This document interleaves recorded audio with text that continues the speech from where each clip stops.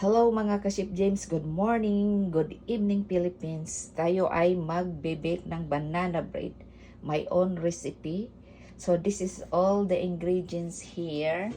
1/3 cup of milk, 1.5 sugar, 1 cup of vegetable oil, 1 tablespoon baking powder, a half teaspoon salt, 1 teaspoon baking soda, 4 or 5 bananas, 4 eggs, and 3 cups all purpose flour.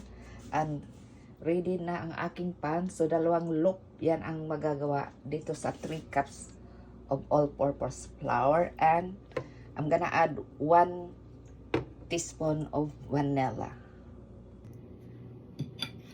Okay guys, na-mash ko na yung banana.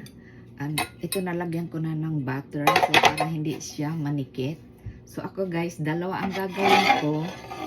So yung isa, plain banana. Yung isa, lalagyan ko siya ng chocolate. Smarties. Any kind of chocolate like chocolate chips. It's okay kasi wala ako ng chocolate chips. So meron ako dito Smarties. So for fun for the kids. So lalo na kung mayroon kayong mga anak guys. So lagyan nyo. So, ilalagay na natin yung mga dry. So, baking powder, salt, baking soda.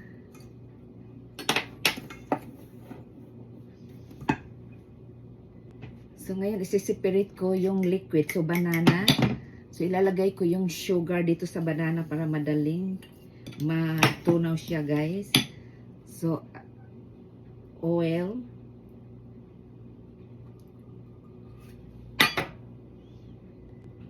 So, ito na yung banana, oil, and sugar. Nilipat ko sa maliit yung pinaglagay. And then, add milk.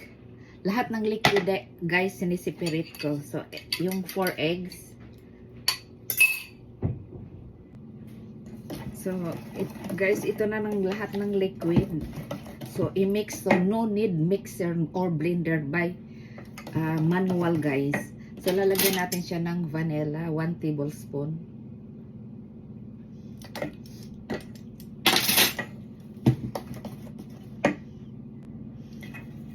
So, na-blend ko na mabuti yung liquid. So, ipupur ko siya dito sa flour, sa dry.